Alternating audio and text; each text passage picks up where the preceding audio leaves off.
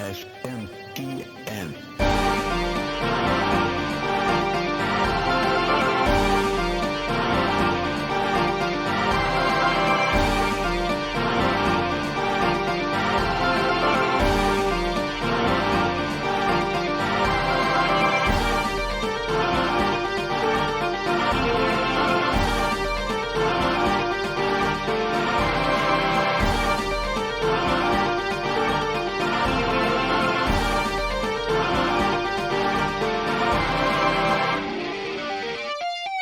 How's it going, everybody, and welcome to Shin Megami Tensei Network Link 357. I'm your host, Spencer Presley, giving a quick little intro before I record the outro because I've already recorded the episode. Today I am talking with Josh Fairhurst of Limited Run Games, and my time with him was limited. So, I wanted to respect Josh's time and give you all an intro and outro thanking the patrons and everything else like that. Now, we have had Limited Run Games on the show before, long ago. Now, one of the big reasons I wanted to have Limited Run back on the show was to talk about them officially working with Atlus when they announced in 2023 that they were doing physical versions of Persona 3 Portable and Persona 4 Golden. Now, we have talked about those releases, and ironically, we're actually still waiting on the collector's edition of both of those to ship, myself included, but I wanted to give some context of I was bringing Josh on the show. I wanted to talk about various things. Trust me, if I had all the time in the world, there would have been so many more Tomba questions and other things about like things that the company has or has not done and various different aspects like that. We got a little bit kind of sidetracked in the beginning, but I was happy I did due to talking about the PlayStation Vita, so there is some good news there if you listen to the show. Mostly wanted to focus on relevant stuff for the podcast in terms of talking about how did the whole Atlus deal get started and what the response to that has been, other various questions like the San Diego Comic-Con covers, and even various things like that that came up after release. So I hope you all enjoy the episode. I would love to have him on in the future to talk about any other releases they do, whether they be related to Atlus or not. And speaking of, I didn't want to just say, hey, are you going to be doing more Atlus titles in the future? I think it's pretty obvious. A, they wouldn't be able to announce anything here exclusively if they were, and B, with the amount of titles that they're currently working on with Sega. They've been doing a ton of Yakuza. They did Sonic last year, Valkyria Chronicles 1 and 4. Does not look like that relationship's ending anytime soon, so if you're mad that I didn't ask where is Persona 4 Arena Ultimax or other digital-only Atlus titles in the West, that's your reasoning why. How's it going, everybody? This is Spencer with SMTN here with a very special interview/discussion with Josh Fairhurst from Limited Run Games. Josh, how are you doing today? Good, how are you? Thanks for having me. I'm doing good. It's very funny. I got off of a very long night of doing a show, putting it up, and then as soon as I finished uploading it this morning, was like, oh yeah, we've got this thing planned again immediately today. So I'm glad to at least be getting shows in the can more than one day ahead of publishing time. So that's always nice for me. It's always good to be ahead. Yes, which is always as well easier said than done. Great news though, because it has been forever since you guys have been on the show, or we've really talked anything with Limited Run officially. But great news! I won't make you have to tell me your entire giant long company history of how Mighty Rabbit turned into LRG, etc., etc. But for anyone out there who doesn't know, what's like the quick little business card? What the heck is Limited Run, and why are you listening to this podcast if you don't know who they are? So, Limited Run is a collector-focused publisher. We tend to take digital games and make them physical. We do a lot of stuff outside of that, too. We have recently started a lot of digital development where we're taking classic games for our partners and bringing them to modern platforms. We're really trying to break down the barrier of our partners that have these large back catalogs in terms of getting their games re-released. And then, we're also doing a lot of merchandise. So, we'll license stuff like a lot of Sega properties recently that don't tend to get a lot of merchandise, and then we'll make merchandise for those things. And that, is more driven out of my passion for those things than, it being a gigantic business opportunity, but that's really what we do at Limited Run Games. Our core mission statement is to make cool stuff, and I like to make cool stuff that I personally want, and every aspect of Limited Run reflects that. Yeah, and it's crazy because it's been, 2025 will be 9 years? 2025 will actually mark our 10th anniversary in October, so we'll enter Yes. our 10th anniversary, which is insane to think about. I'm more upset that it's 2025 and I'm still waiting on other Vita games to be released. That was, if you told me when the cart shut off Nightmare was beginning a few years ago, I was like, well, it's 2019. How long will this process really take? Yeah, 2025 was not on my bingo card. yeah, and we've got our last thing that'll finally go up this year, I like don't that believe you. be I'm just going to say distributed. this right now. Yeah, I don't believe it's I it's do not it's believe you. reasonable. It's absolutely reasonable for you to have that response, but we're at a point now where our shipping team has finally caught up and is out of this backlog that we've been perpetually living in and languishing in for the last 6 years. I was going to say, you guys, but your Um, shipping, I imagine, has just been a recreation of the Suez Canal circa 2021 or something. yeah, it got really backed up for a variety of reasons, and I'll be completely honest. I think it got backed up because we didn't really know what we were doing on the logistical side. The business grew, orders grew, demand rose, and we don't have anyone on our team, at least at the time, that had a very good logistical background. So nobody was actually figuring out how to control that flow into the warehouse and plan on staffing up and staffing down as needed when it comes to shipments. You run a a fulfillment business is not something that we started doing this to get into. It was just kind of a means to get the product out.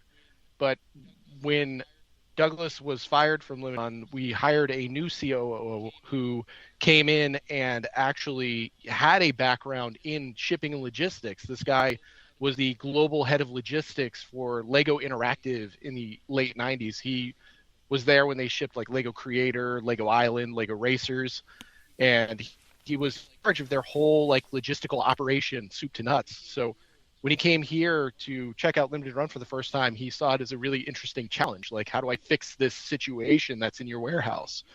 And within a year of him coming on, he started to implement things that really fixed our shipping problems. And at this point, a lot of customers will tell you, like, we're shipping on time. We're shipping by the estimates that we're giving people.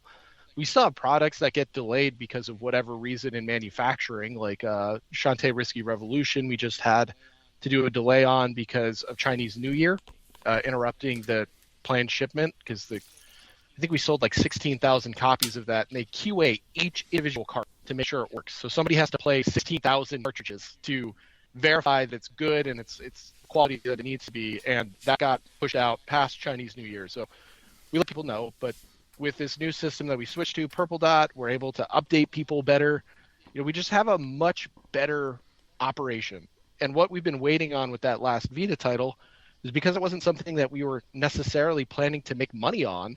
It's something that we're giving to customers who supported us on the platform. We were never able to prioritize that over fixing the backlog in the warehouse. We got to get these orders people paid for out before we get free things out, right? Yeah, So and I mean, and I think with like the final Vita one, at least for you guys, it's always been because of like even with like what little information was always kind of publicly out about with it, it was a thing of like this was obviously not a thing that you guys are going to just be like, okay, well, hey, plans change, we're now going to sell this, but we're waiting for like a 10th anniversary birthday sale or something like that. Not to say that it can never go on sale, because I highly doubt that the amount of people who kind of got it as the full set redemption thing yeah, is even 2,000. But it's that one big thing of just being like, it's a loss leader from its very inception. It's very low on the totem pole, but you do like it's that give and take of like from a fan's perspective, I've always understood why it is not a main priority. I understand as somebody who collects a lot of full sets, I understand that need to like check the box. So like I totally understand the wait for it being pretty excruciating, but thankfully, we're at the tail end of this and we're going to figure out, what our plan is from here. The other thing that's kind of been a bit of an issue in terms of figuring out how we distribute these is we have to figure out like how do we actually like verify who's going to get it? What is the actual protocol for figuring that out, and how do we make it happen in a way that's not going to create a new bottleneck in customer support or anger people? Because that's like the last thing you want is when you're giving away something for free to have people get angry at you over it and have it become this negative PR thing. So it's like figuring out where to live in that balance where like you're not making people mad, you're not destroying your customer support reps with this new influx of stuff they have to verify. And then there's just a lot of things that I didn't think about initially, which kind of goes back to the whole like logistics thing. I just like to make cool things happen, and to me it felt cool to give out a free game, but I didn't think about any of the process in terms of how you get from cool game in hand to everyone getting their free cool game. Would you say, at the very least, just because in your head you're kind of getting close to the finish line with that for the Vita with you guys, is it something that you, if you could go back, would stop if you could, or at the end of the day, are you glad you printed this and made this happen? I think if I could go back and not promise it as a free thing and maybe use those last remaining carts for something like a little bit of a different game. No offense to like Joe who made Revenge of the Bird King. Joe, I feel like love the Joe guy. will always be the first person to make fun of his own game. So And the game is good. It's a good game. yeah, But we left a lot of stuff from SNK on the table, like Last Blade 2, because we ran out of carts. well, yeah, and what And why am I forgetting? Gyar, right? yeah, and then I think there was like maybe Samurai Showdown 5 was on there too. Yes, it was Shim. It So was like Sam Show 5, Last Blade 2, and Gyar Night of the Wolves.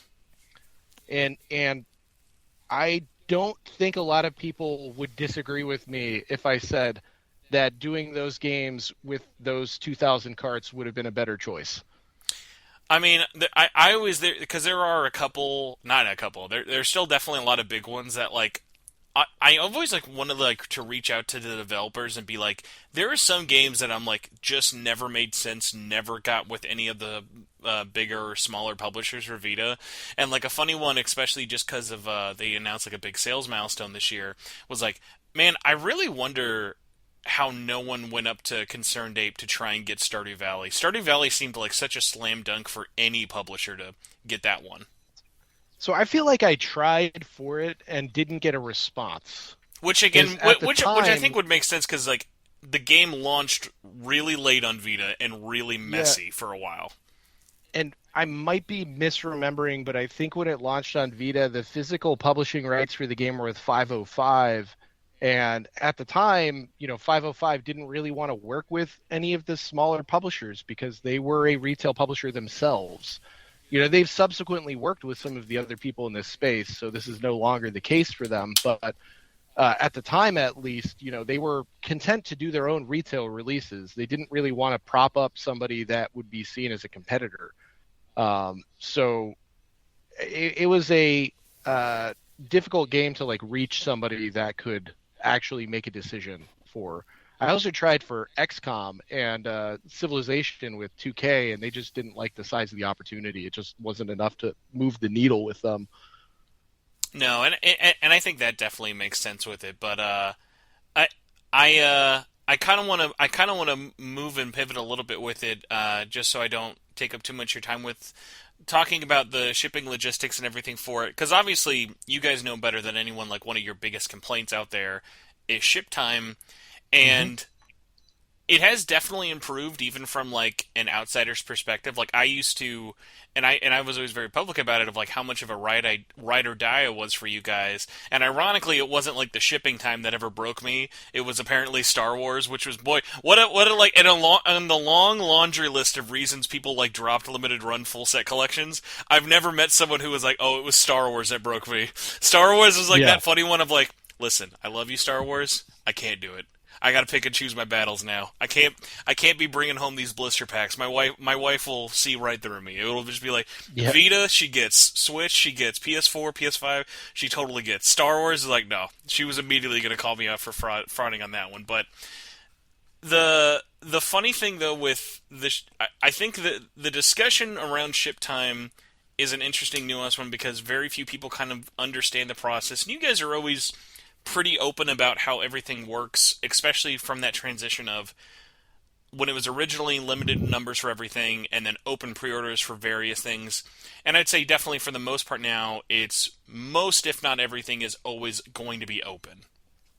Uh, that being said, with the kind of change in logistics you guys have had over the last year and a half or so, have you looked into other processes to making that process of manufacturing these special edition or collector items smoother? Because it always, from my perspective of an outsider, has always felt like we are basically treating this like a crowdfunding campaign. We have the rights, the games are going to get made. In some cases, the games are already ordered, just like with Persona. Like, Persona 3 and 4 shipped pretty quickly if you ordered a standard edition, but with so many other games, especially the collector's editions, it's kind of that snowball effect of, okay, well, we're waiting on steelbooks, or we didn't like how this came in, so we wanted to do that. I've always wondered, have you looked into it logistically or even financially, and had it ever made sense just to be like, we're going to announce a game where we have final specs of everything we want in the collector's edition, not made, but obviously like you've gotten farther than like a 3D renderer of like, okay, here's what it's going to look like, and have it all locked in by pre-orders. I mean, that's our production pipeline now. That's how we operate. For most projects, there are times where partners, for whatever reason, will need to launch a product at a specific time, and they may not even sign a contract with us for like a month before the product is supposed to launch. And in those cases, there's just not a whole lot we can do. But we also don't want to say no to the opportunity because there may be no other opportunity to ever revisit this thing. So in those cases, we get kind of backed into a corner where we kind of have to do things out of sequence. But our standard production process now is to get everything ready to the point where we just have to give final numbers to our suppliers. Okay. There's still things that can happen because the numbers can determine the material that something's made out of. So like a statue or a tangible item, we may not be able to have a sample of that until we've given them numbers because they don't know yet what material it's going to be made out of. And with bigger properties, all of those physical items have to be approved by the licensors we work with. So, something like a statue for Persona or whatever would need to be approved by Atlus. And depending on the unit counts, that statue could be made out of resin. It could be made out of, it could be cold cast. It could be made out of plastic. And all of those different materials are basically driven by how many units you order. So that extends timelines because you have to get that approval because something may need to change. Now the model has to change. Now you have to get a new sample, and it makes things a little bit nebulous and hard to specifically determine when something's going to come in. But at least in the case of standard editions, those are not put up for sale unless we have the game on our account. We're ready to manufacture them. So in the past, we had put games up before we even had the engineering done, and that could make standard editions take months to ship, or sometimes, even a year, which frankly isn't acceptable. And I understand why people hate us for it. Like that's been our biggest focus over the last year and a half, has been fixing those shipping speeds. It's really the number one thing we have to do is fix those shipping speeds, because it is unacceptable how long some things take, and we don't want that to be our reputation. We want people to be happy that they're able to get the cool stuff that we make. And I think to keep people happy, we have to give them realistic times for when they're going to expect their items, and then stick to those times and ship on time more often than not. And thankfully right now we are shipping on time more often than we're not. We're still, like I said, there are things that get delayed, but I'd say it's less than 25% of our products now that are ending up in any kind of delay situation. For edge cases, like I'm thinking of like Shantae, Risky Revolution, and Tomba 1, those being situations of like pre-orders going up months before even the digital release, are those funds ever kind of being like put into the digital development of like those being rare situations of a pre-order is up for a game that is not even done or gone gold yet. No, so the way that we do our pre-orders is, the money that comes in from a pre-order, it's not touched for any reason other than producing the physical goods. We don't even book anything that we would consider our own profit on that, which would be the amount that we get after developer royalties or after, the cost of goods. None of that books until everything has shipped. So everything essentially sits untouched until the game ship. Okay. So it's not, there's never a case of, one game potentially funding another game or one game funding development of that game. Anything that comes to digital development, that's already covered up front. We're already making the investment there. That money's already gone into it. It's anything that's coming in for a physical product is being used to produce the physical products and fulfill the physical products, and nothing outside of the scope of that physical product itself. Okay. Kind of along a similar line with it, it's really funny. Of like, I feel like there's either going to be a very long story behind this or a very unsurprising answer. But specifically with Sega and Atlus, because you guys have had and continue to have very surprising relationships. I think what's funny about you guys finally working with Sega is that it wasn't like it was an overnight thing, just due to all the various ways of like you guys working with other properties that other companies had and other like avenues of like you guys were kind of always tangentially working back to back, but it wasn't for lack of trying in the past. Of like I remember even in the early days of like you guys wanting to get stuff like Caligula 1 back when that was like Yeah. digital only for Vita, of like was there a turning point for like Sega Atlus that you can remember that it was like, okay, we're gonna do a game? Like, because I think if I recall right, Yeah. would Alien be the first like Sega game you guys did, like proper Sega?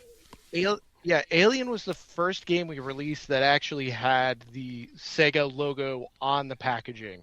Previously, when we'd done tangentially related things like Space Channel 5 VR and Streets of Rage and Shenmue 3, the Sega logo was never on any of that stuff. It was always removed at Sega's request. I mean, anything that was licensed out, they weren't putting their logo on. So Alien Isolation was the first one where we were able to say, this is Sega. We are working with Sega on this. But that was Sega of Europe, which, like when it comes to an internal Sega of Europe title, that's not necessarily Sega of Japan. Sega of Japan's the one that we spent 8 years working towards.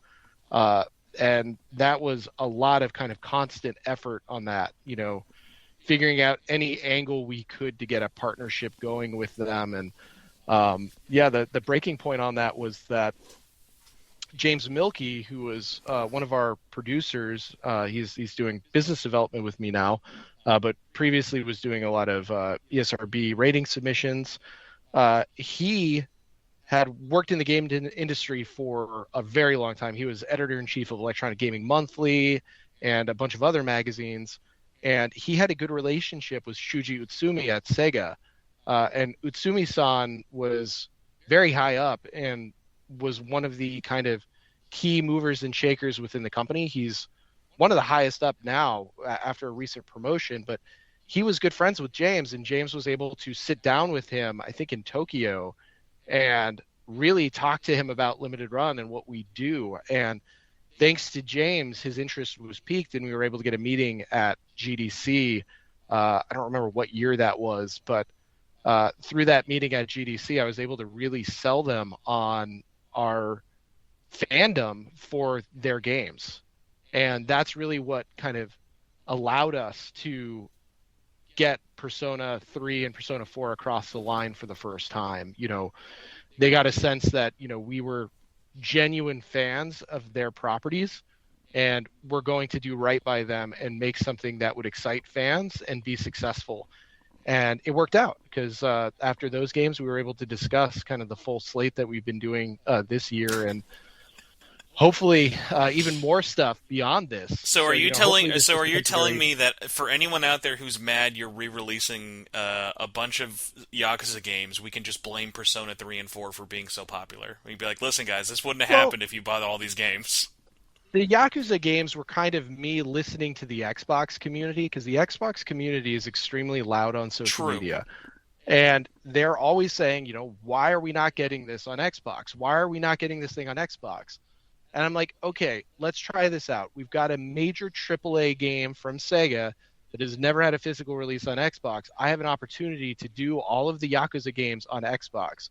So I originally proposed it as just Xbox, and Sega came back and they said, well, it's on PlayStation also. Why aren't we doing that? I'm like, well, fair point. We're already going to do this for Xbox. Let's add PlayStation in there.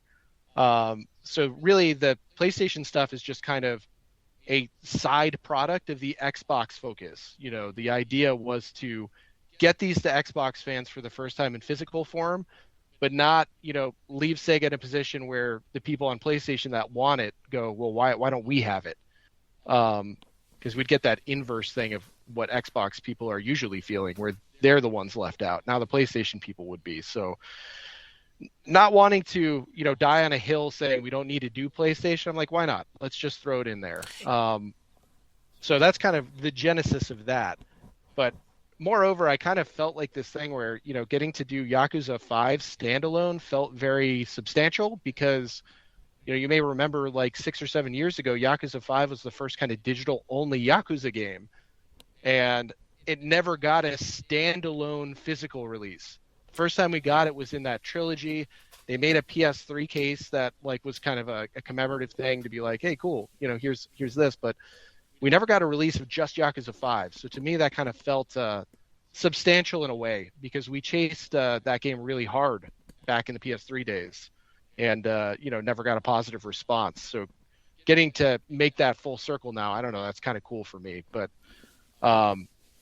really with the Sega stuff, I tried to focus on things that I knew, hadn't had digital release yet, like Valkyria Chronicles on Switch, which I felt like was, a good one to push. And with Valkyria Chronicles 4, I wanted to try doing a content complete cartridge. The community didn't respond very well to that one, so that kind of, I think. But I mean, it's that, a thing of you're not going to know unless you really try. Because you got to. there are literally games, and I'm sure someone will hate that I'm even putting this out there, but it's like there are people out there who, if either Atlus or you came up and said, hey, we are going to sell Persona 3 Reload Complete, which is just all of the DLC on the disc of Persona 3 Reload already on there for like $80, $60, people would buy it. Yeah, and I think the reason I won't necessarily pitch that at this point is that, the response to Valk Chronicles 4 was so, tepid overall. I would say some people were happy, but most people were like, why would I spend this much money on it? Yeah. But from a price perspective, we have to sell it as if the DLC has value. We can't price it based on the fact that it's been marked down to $1 before. We have to price it based on the full MSRP of it. Yes. I mean, that's how our model works. And unfortunately, that just made a product that, in terms of sales, I would say was a little underwhelming. So, probably not going to try that approach again and maybe just focus on full games, which is unfortunate because I personally believe that DLC, is just as deserving of getting put on a disc as a full game because sometimes DLC can be pretty substantial. I mean, in the case of Reload, I mean, it's a very substantial piece. And not having that physical, that kind of stinks. But if nobody's going to buy it, I can't make the argument to do it from a business perspective for Sega. Yes. I would say there's a lot of different edge cases and every game is different. I think legacy, reception, and timing is really important for a lot of these. I remember a good example of one where you guys did that was Shenmue 3. Where I really wanted to get Shenmue 3 complete, I just couldn't justify buying a collector's edition for it. And so that was a trick. That was a play-on requirement, really, because yes. they still had so many copies of regular Shenmue 3 out at retail. They didn't want to invalidate those with, a superior standard disc. Yes. Which again, and that was one of you guys were very forthcoming of hey, this wasn't going to happen without it. It's not like it was stolen from a retail plane or anything like that. It's just those trickier ones with it of okay, how kind of niche can we really get with it? And I think there are definitely, even like older game examples you could take with other titles, whether it be with Sega or Atlus. I think doing it with Alien was really smart because that was the first time it was being put out again in a long time, and a lot of the positive reception to that Switch port. Plus, hey, all the DLCs on this release, and even other cases. I know a big one in the community, even though it doesn't get talked about as much, is Atlus fans have always had such a weird like chip on their shoulder for the dancing game. Now, all of them got physicals split across different kind of systems and stuff, but for whatever reason, they were one of those situations of P4, for whatever reason, P4 dancing, Atlus Japan and Atlus of America always had to keep that a digital only in a collector's edition. So, like, even to this day, you still can't just buy just that game. And that was one of, like, a game with a bunch of hoops, with a bunch of DLC that has licensing agreements to it, which it will eventually expire. And like that would be like an interesting one of being like, let's get this like a physical home with all of its DLC.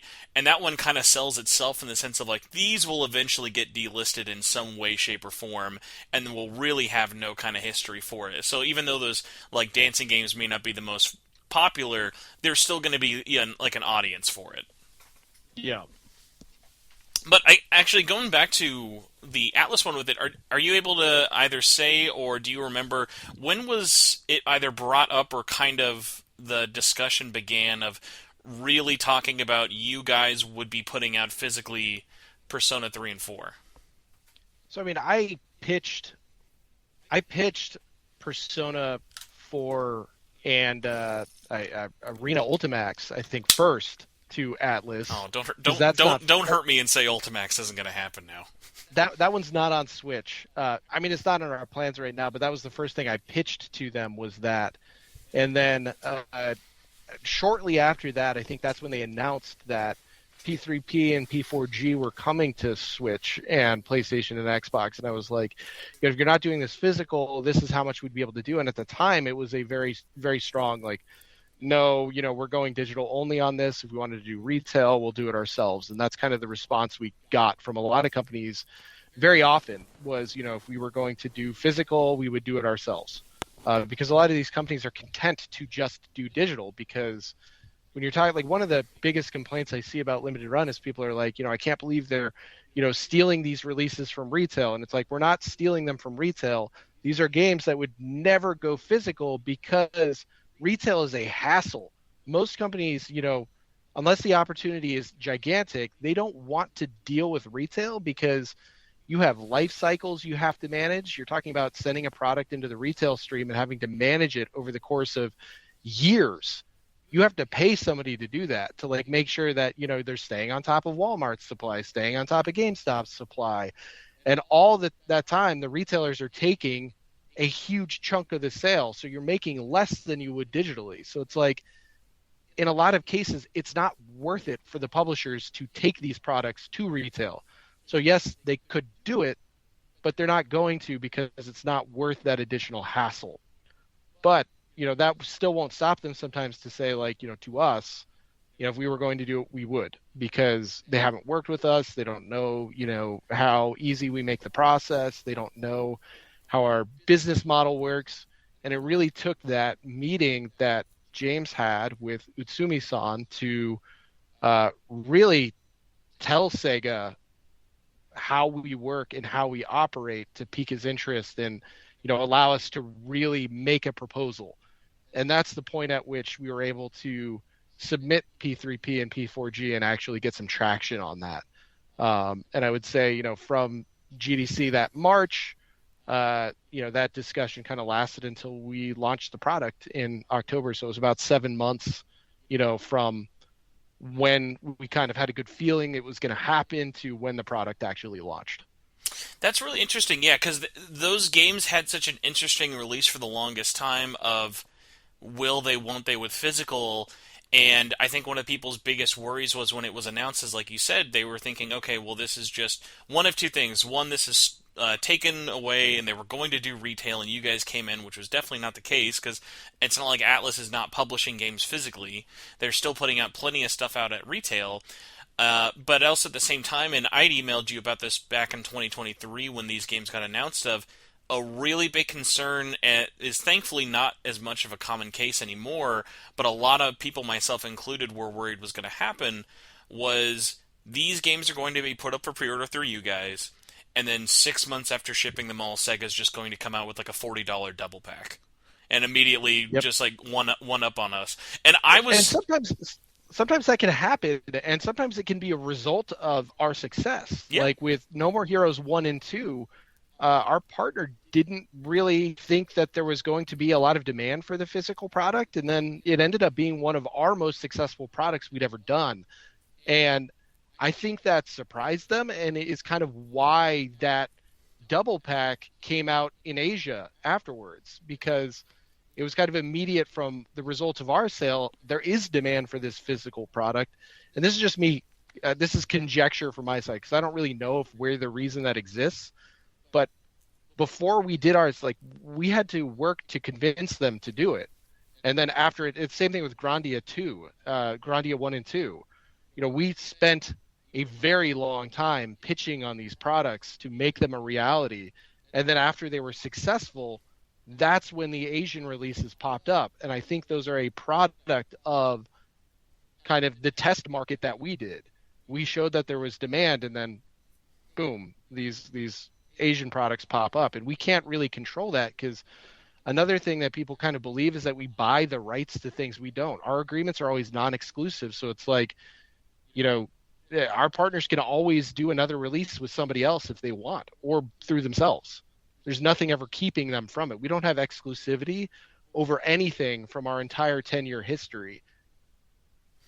Do you are you at liberty to say? I know like it can kind of depend on from title to title, like especially gets messier with other partners. Are you able to say any kind of numbers for like how well P3 and 4 did for you guys? So I can't really go over specific numbers because most of our partners don't really like that Yeah, to be no. shared, you know, without prior approval. But I can say it was one of our most successful releases in terms of the overall sales, as you would expect. And I can say that Switch was the top platform, then PlayStation 4, and then Xbox was really low. So if you're a Persona collector, I mean, I would buy our Xbox releases because I feel like, you know, in the grand scheme of Persona releases, they're so underprinted compared to everything else the series has ever seen. Well, I just like buying Atlus games on Xbox because ever since they started with Soul Hackers 2, it is the weirdest thing to hold. Like holding, even I'm sure, like even when like copies were getting sent out, like holding a port of a PSP game on an Xbox One disc is like the most. It like looks like those like fake video game mock-ups you would see on like Twitter. Yeah, just there's a novelty to it. With you guys though, a weird one that kind of came out of left field, and I'm curious. Like, I asked a couple of mutual friends at Atlus, and they were, at least from the Western side, were kind of out of it in terms of what they knew about the information.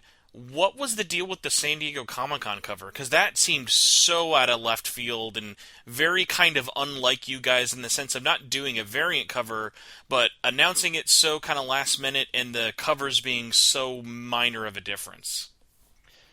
Yeah, so approvals on Persona were pretty in depth with Atlas, and we had some extra cartridges because of the MOQ requirements and, you know, the various replacement requirements we have in terms of our percentages that we order for replacements.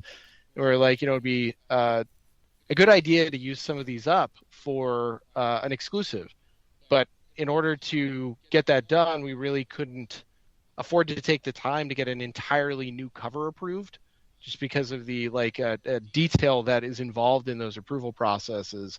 It felt a lot easier to do something individually numbered and printed on foil. So that's kind of why we went that route with those. And I've always been a fan of foil covers, and I thought the individual numbering was cool as well. So for me, it felt like a good middle ground of feeling special while not feeling, I don't know, like so special that it would make anybody who bought the release through our website feel bad about it.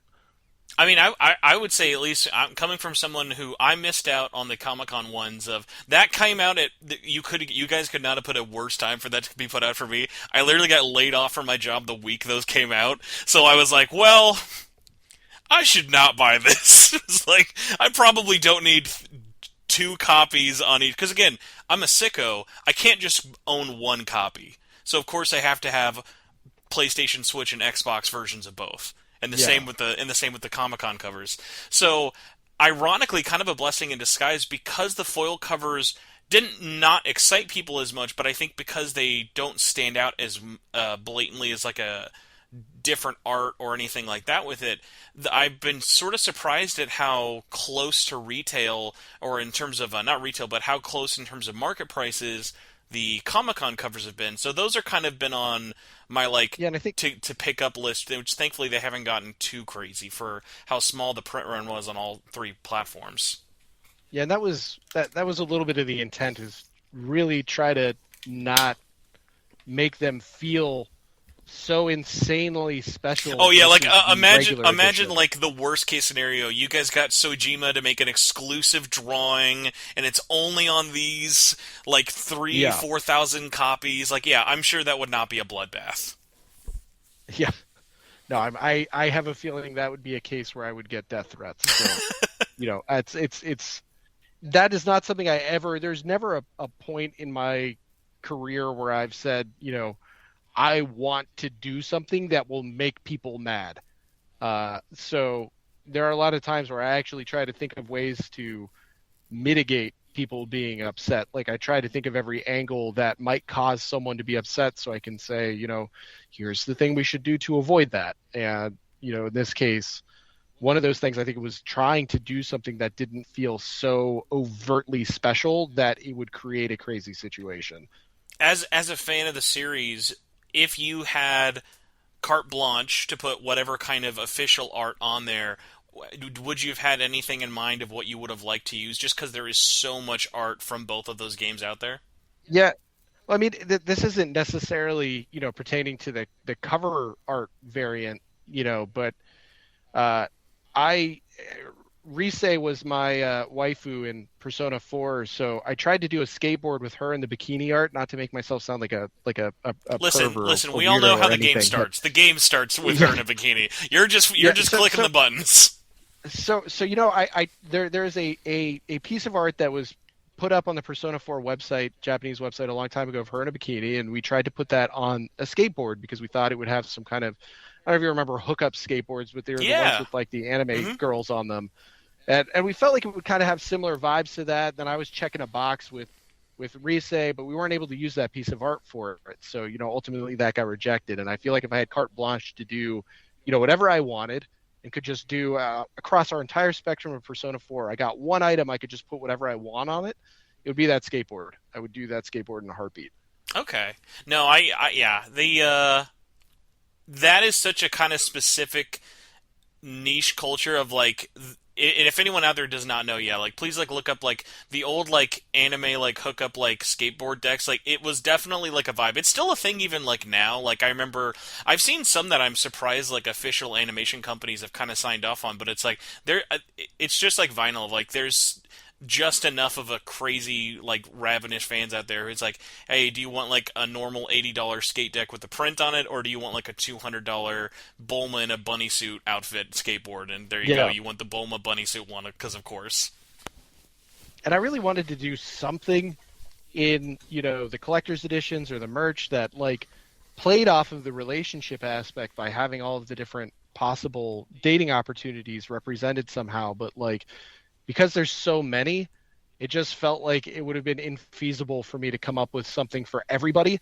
And I was like, if I can't represent all the characters, I can't really have any of them represented, because if I just put something with like the ones that I liked in there, people would, the people who didn't like those would feel left out. So ultimately, I had to kind of stray away from all of that, which was unfortunate. I mean, this whole series is not shy to ever doing collector's editions, and I think the one universal thing I hear the most out of, and it's funny because like the big collector's edition still hasn't even shipped yet for either of the games, but what's funny is like when those got revealed, that was the first time in a long time people who, whether I knew they knew of Limited Run or didn't know of you guys, were like, I saw this image going around. I really want to get this. And it was funny because it wasn't like it was just one thing. It wasn't like, oh, I got to get it for the Evoker, or I got to get it for like the art cards or something, or the soundtrack. Ironically, one of my favorite things I saw was, and my big scenario for P4 was like, oh, I love the photo frame. Like the photo frame was like a perfect. That was like such a perfect thing to pick for that game. Yeah. And I tried really, I've noticed with our collector's editions, the ones that sell the best are the ones where it's very clear that we had played the game and really enjoyed the game. And the collector's edition speaks to that. And with Persona 3 and 4, I love those games. So for me, it was very easy to come up with a collector's edition that I felt like would excite everyone. And with P3P, I mean, that was clear. The only Evoker replica we've ever gotten was like the squirt gun that they did in Japan. Did you So see I they felt, just announced a new one? no, I did not. No. It's Now that I've, I think it's like $3,000, and it's like a prop replica where it like makes sounds, has like oh four or wow, five different songs. It's like it's a whole thing. It's a whole thing. yeah, that sounds pretty infeasible for most people to own. So I feel like I'm still going to like, basically kind of feel like the only ones that are like affordable for regular people are the squirt gun, and then the one that we did in our frame. And granted, the one in the frame you can't remove it and use it for Oh, don't worry, I'm gonna try. Day one cosplay. But unboxing video will just be me breaking that case open to see how much of this gun I can hold. yeah, I don't know if that'll ruin the light effect. I've never actually tried to break one of our samples to see what happens, but there's a light effect in there, so the vial of blue on the grip actually kind of glows the way that it's supposed to. Oh, so is it kind of Um, light up like a shadow box almost? yeah, it's got a lights at the top of the shadow box, so you can turn those on while it's hung up on the wall. And when you turn those on, it also lights up the the blue chamber on the hilt. Unsurprisingly, the only real reason I had to get this collector's edition, even though I probably would have remortgaged my house that I don't own a second or third time for it, was just the steelbooks. The steelbooks alone was like what such a minor thing with it, but I was like, well, I have to get these because the one weird thing in my collection, like I try to go out of my way of like never missing anything, and it's funny because there's always just random stuff that comes out for it. Is like my very specific. I have like my Atlus shelf. But then I have every Atlus developed game steelbook, which they continue to make harder to find. Like every time I think I Yeah. have them all, I'm like, oh nope, there's a Korean Metaphor steelbook. You got to get that now. Yeah, it's difficult when it becomes regional, right? Like that, where it's like, But how but can then you the even tricky stay part on is top of that? it's never anything that sucks. The stuff you have to import is always worth it. It's never like, oh well, it doesn't look that Yeah, good. It's always like, no, I gotta get it. it's hard with Atlas games because all of the art that exists for Atlas games is really good. So like you would have to try to make a bad steelbook. That's kind of that's a challenge in and of itself.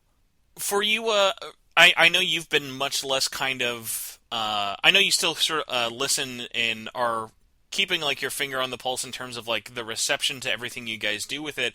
I always sort of find it funny, ranging from the big to the small in terms of public reception for you guys. Ironically, the only kind of, and I wouldn't even like air quotes drama this, but one of the funny things I was surprised people's reception to was the cover change out for Persona 4. Were you guys was that like a last minute like request by Atlus, or was that sort of like a Yeah, weird one of like with the collector's so edition? it was a very weird thing because that Grimoire box was always supposed to be kind of like a classic edition for us. And Hmm. classic editions for us tend to be things that have retro or nostalgic callbacks to them. So like our silver boxes with Konami. And with the classic editions or the Grimoire editions for Persona 3 and 4, the idea was to have them have that PS2 art on them. And we got these things approved, at least in the marketing assets. But when we came to the stage where we were approving the final packaging, we got dinged like, hey, this art belongs to the PS2 version. It does not belong to Golden. And we were kind of pushed into, at that point, having to use the key art for Golden rather than the key art for the original PS2 release. And I personally felt that, the PS2 release has everything that's in Golden, so the key art theoretically should be applicable to both games, but when you're working with a licensor, it is their ultimately it's up to them to determine what is and is not okay on a product. And the failing on limited run side there was just not communicating that to customers when it happened. And we learned from that, now anytime something like that comes up, it's immediately flagged. It goes to our marketing team. They form a message. They send it out to our customers. So, it was a learning experience, as many things kind of have been for us. Don't just be silent on something until it ships. Like that was a pretty big mistake on our part and a big failing, and pretty much happens because we're very forward focused. And when this thing came up, it was just kind of like, well, c'est la vie. Let's accept what we need to do, move on, and make it happen. And we kind of didn't assign much to it in terms of notability, and that was a failing on our part. We should have relayed it. But I mean, that's such a tough one, and I even talked about this on the show. Was Atlus is such a weird company, and that's not even in like a mean way towards them, with it of like they are very specific about how they want each of their IPs handled, and even going back to that thing of being like, hey, no, this art's for original P4, this is for Golden. Like they like having those separate, and it was always that like kind of tricky thing of. I think, honestly, the only reason you guys got away with it for P3 is because they probably don't even remember that horrible cover was our PS2 cover. Yeah, I don't remember, and I think we actually recreated that cover. So, I don't think that key art I'm sure there's a lot of work that goes into taking a character PNG and doing a white cutout. They listen, that some guy got paid like $5 for that cover back in 2008.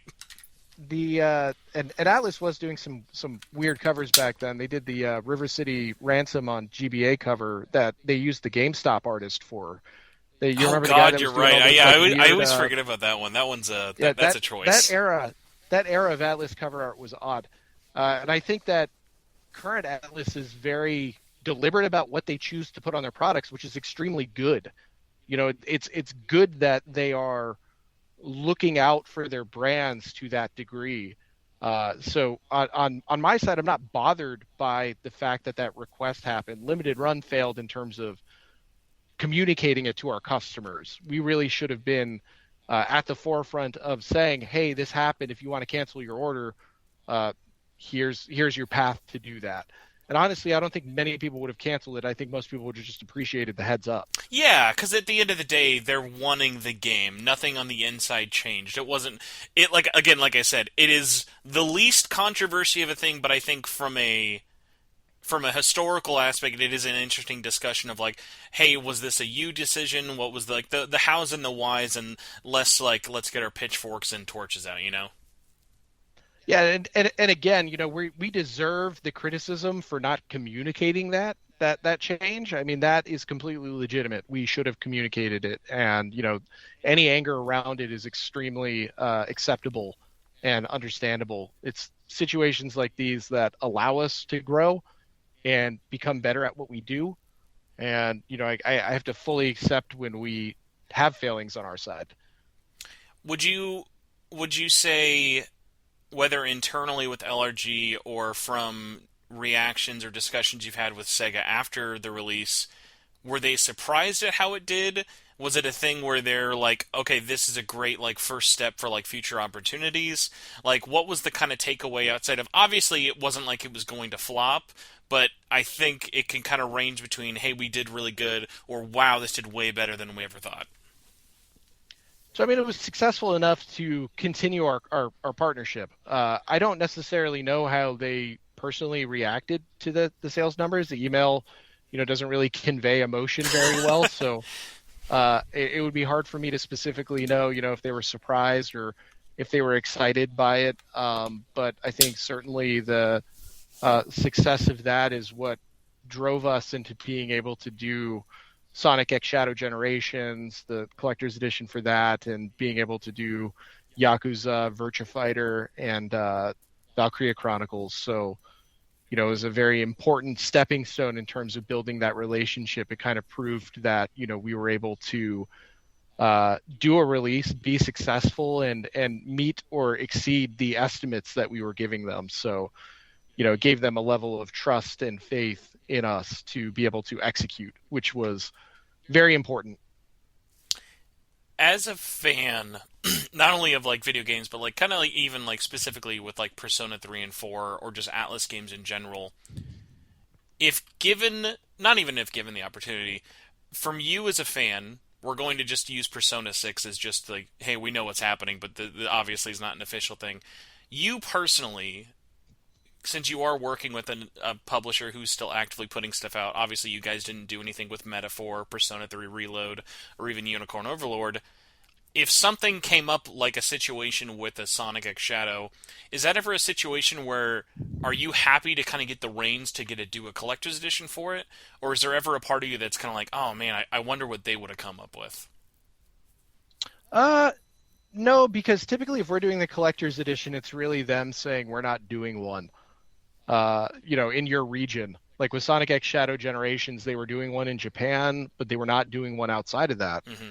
And I was very happy to be able to get the opportunity to do that because I was able to suggest some things that I thought would be turned down. One of my favorite Sonic Collector's Editions is the one they did for Mania, which had Sonic standing on the Genesis. Oh yeah, the Dreamcast is such like Sonic adventure bait. It's not even funny.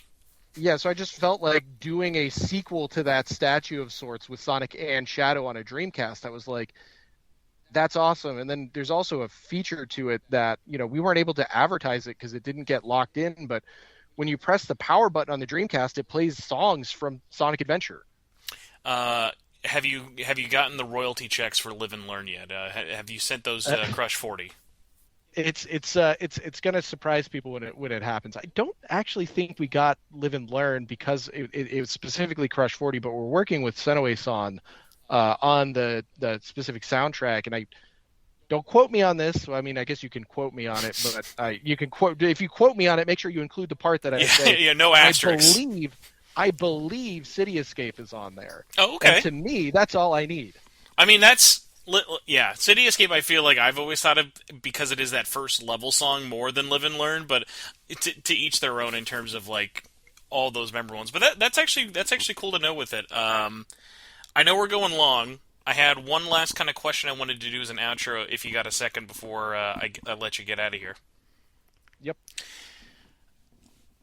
A sort of reoccurring thing that's come up not only talking with you today, but I feel overtakes a lot of LRG discourse is talking about like the sometimes overwhelming negative sentiment the company can get. Because obviously, when you guys get something like a Trails, and you guys are getting to work on that this year with the remake of First Chapter, I'm sure for you guys, every time you ever see a comment that just says, "Oh God, don't be limited run," like when a game gets announced and that's like a comment like it, where like you see that, it's got to kind of be like, "Damn, that really sucks." With it, obviously, yeah. you guys have been going on for so long that like I've always just kind of assumed this, but it never really kind of gets brought up. But it's like for you all over the last kind of years with the ups and downs of everything, has it ever really made that drastic of a difference in terms of like at the end of the day your community and your customer base? Like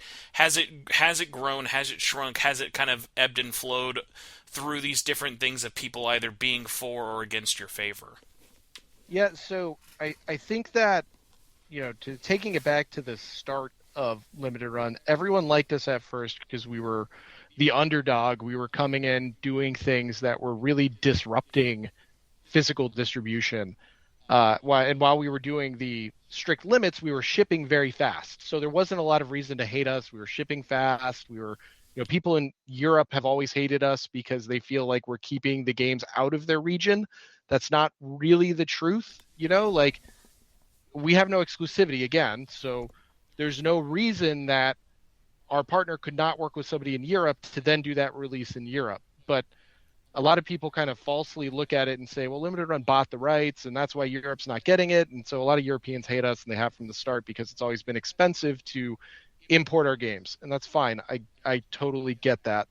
But early on, we had a lot of people cheering us on because we were small, we were the underdogs, we were disrupting things. But I think as we grew and we started to sign bigger things, uh, it became easier to hate us because we were no longer the underdog and there was more scrutiny. So, we were making mistakes. We were making a lot of mistakes, but we were making mistakes early on as well.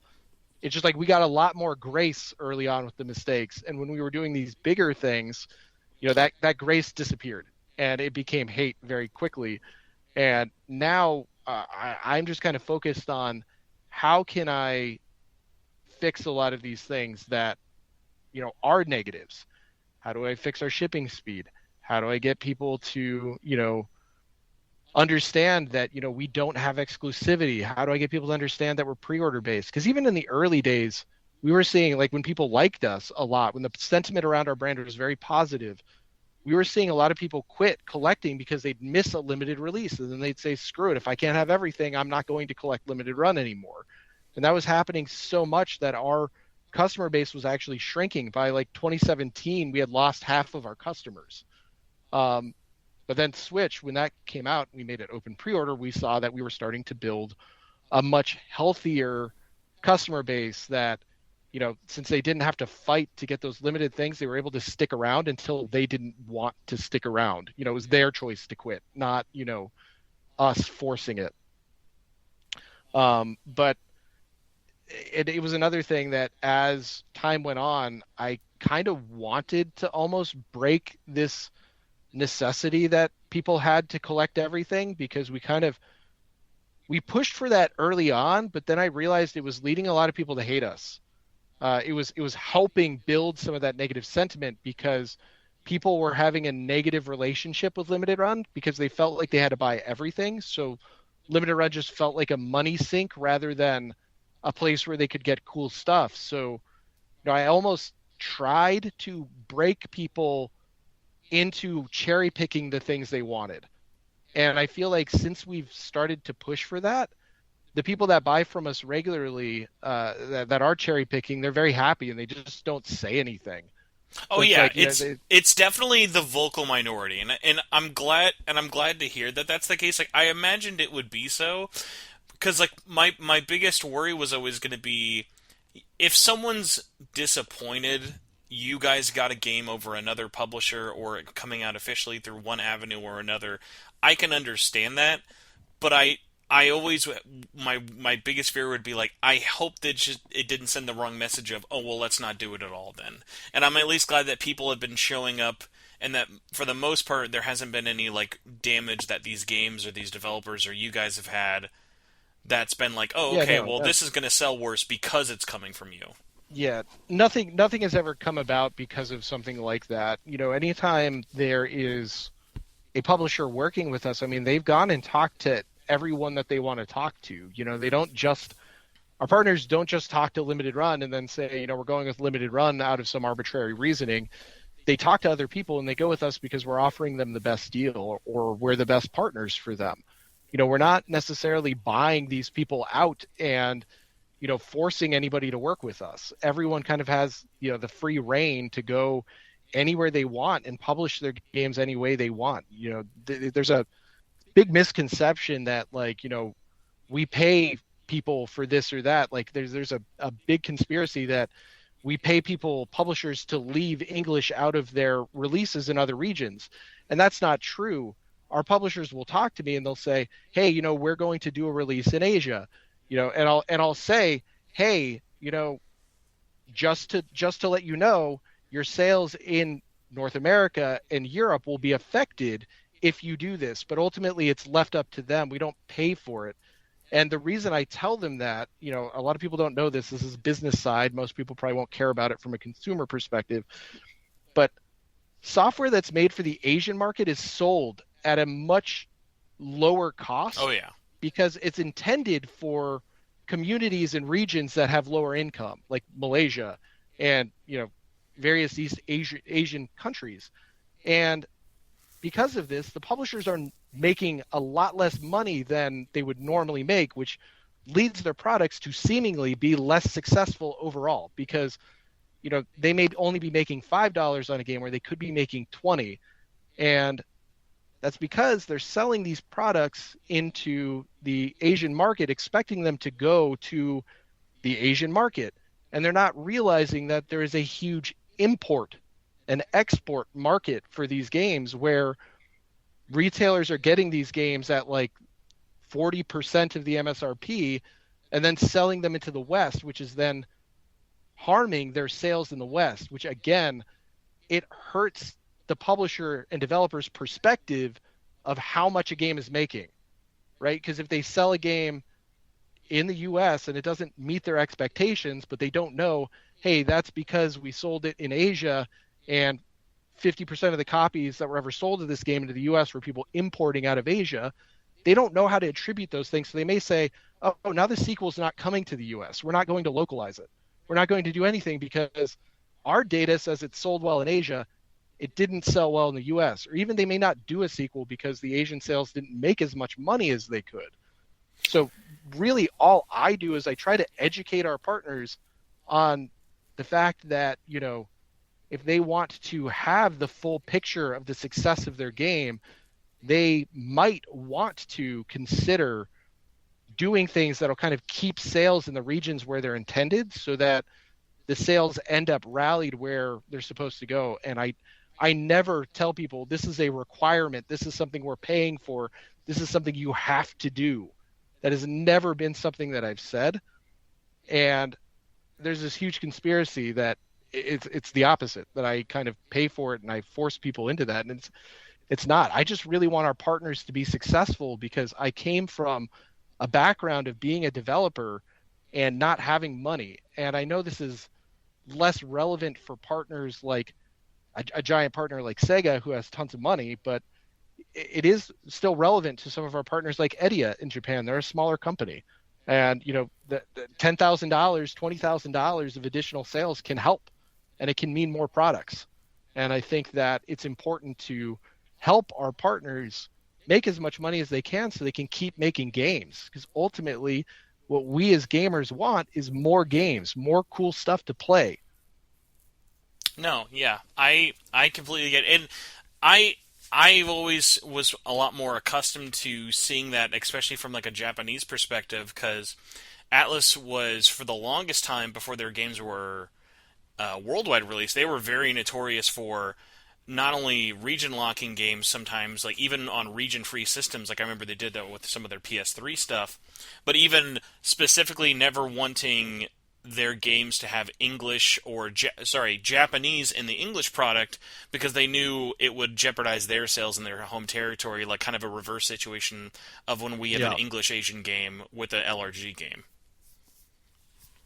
Yeah, I mean, it makes sense because back then they probably had a firmer control over their own distribution in Japan, so they didn't necessarily want like discounted copies from US flowing overseas. Yeah, like, because there were situations of like, why would I pay 50,000 yen for Persona 4 Arena if I can import it for $20 from America? Yep. So, Josh, I appreciate you chatting with me today.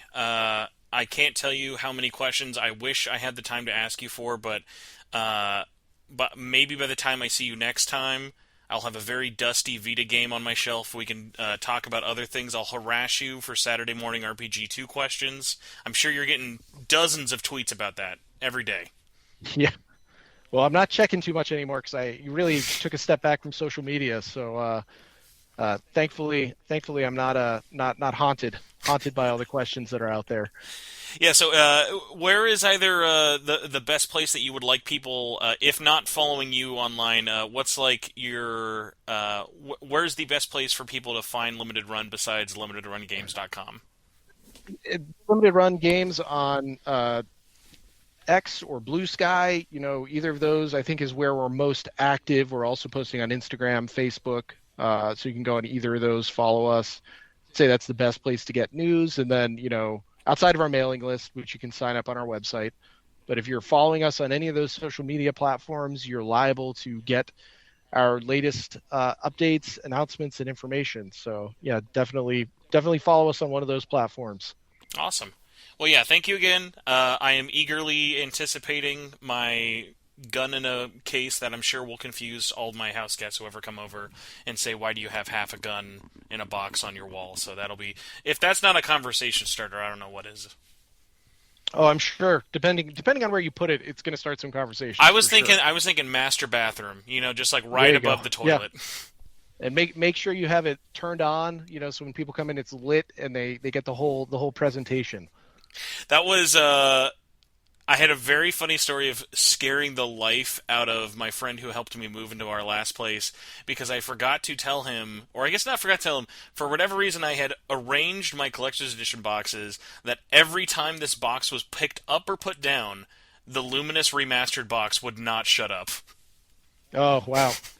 Which, I mean, hey, The ultimate addiction, there's yeah. worse things to scare you in the middle of moving than just having to listen to Yeah, Luminous. yeah. Hopefully that didn't kill the battery on that one. 'Cause, No, no, that was that was once it happened about 5 times. I was like, all right, we got to get this thing out of here. nice.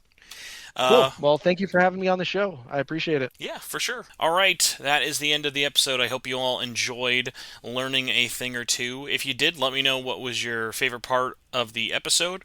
If there's a question you are dying to know, put it also in the comments below. Let me know what I should have asked. What do you think would have been something you'd be curious about? All that fun stuff. But I want to give a big shout out to all of our supporters on patreon.com/SMTN. You all make the lights stay on, the things keep ticking, the whatever to the whatever. With all of your support, whether it be just listening to the show, supporting us at the dollar and up tier, or even the $5 and up executive producer tier, thank you all so much. Every little bit really does help. Sharing the show helps, supporting the show helps, just listening to the show helps. So thank each and every one of you so much for it. So extra big special shout out to all of the SMTN executive producers like John Massey, Crazy Sloth, Michael Wilson, Budweiser Tall Cans, Carlos Hernandez, Cross Renren, Winnie, Jagingus, Goro Cero, Solaire, Stephen Yip, and Patrick Dessart. I will see you all next week for another episode, and until then, thank you all so much for listening. Bye.